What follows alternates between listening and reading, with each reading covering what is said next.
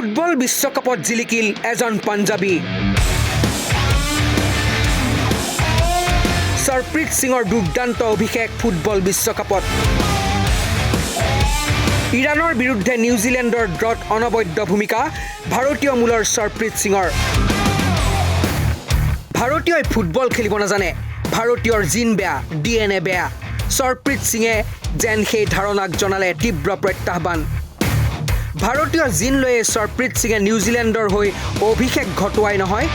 দলটোৱে শক্তিশালী ইৰাণৰ বিৰুদ্ধে 1 পইণ্ট আজুৰি অনাত ল'লে অনবদ্য ভূমিকা সৰপ্ৰীতে ইৰাণৰ ৰক্ষণ বিভাগক পৰাস্ত কৰি দিয়াৰ পাছতে নিউজিলেণ্ডে অগ্ৰগতি লৈছিল আক্ৰমণাত্মক মিডফিল্ডাৰ হিচাপে 90 মিনিট খেলি সৰপ্ৰীতে ল'লে 3টা শ্বট 2টাই টাৰ্গেটত মুঠ 29টা পাছৰ 23টাই আছিল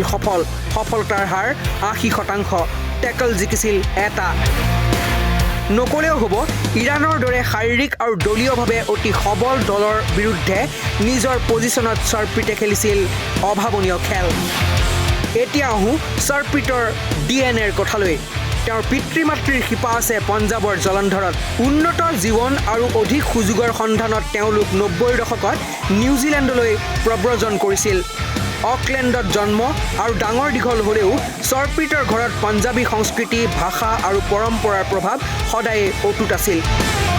সৰপ্ৰীতে সৰুৰে পৰাই ফুটবলৰ প্ৰতি আগ্ৰহ দেখুৱাইছিল আৰু সেই আগ্ৰহেই তেওঁক লৈ যায় বিশ্ব ফুটবলৰ অন্যতম বৃহৎ মঞ্চলৈ ওৱানহুঙা স্পৰ্টছ ক্লাবত ফুটবল জীৱন আৰম্ভ কৰা সৰপ্ৰীতে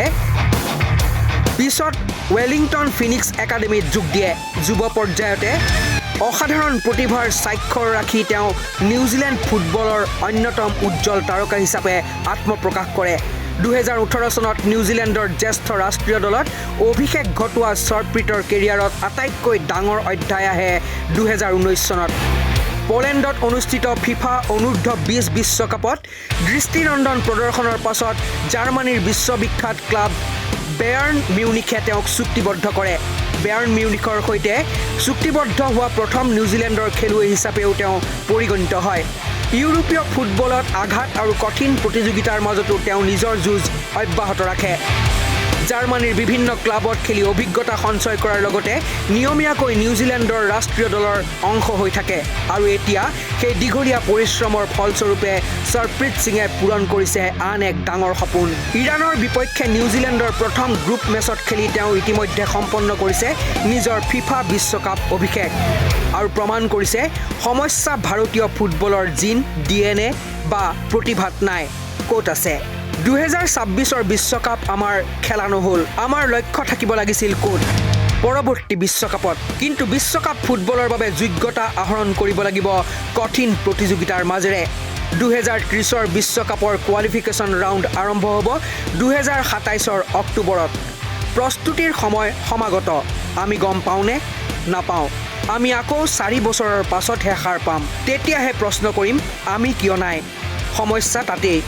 ভাৰতে বিশ্বকাপ কিয় নেখেলে সেই প্ৰশ্ন প্ৰতিদিনে কৰিলেহে এদিন ভাৰতৰ পৰাও কোনো সৰপ্ৰীত সিঙে উজ্বলাব পাৰিব বিশ্ব ফুটবল স্পৰ্টছ ডেস্ক হেডলাইন 8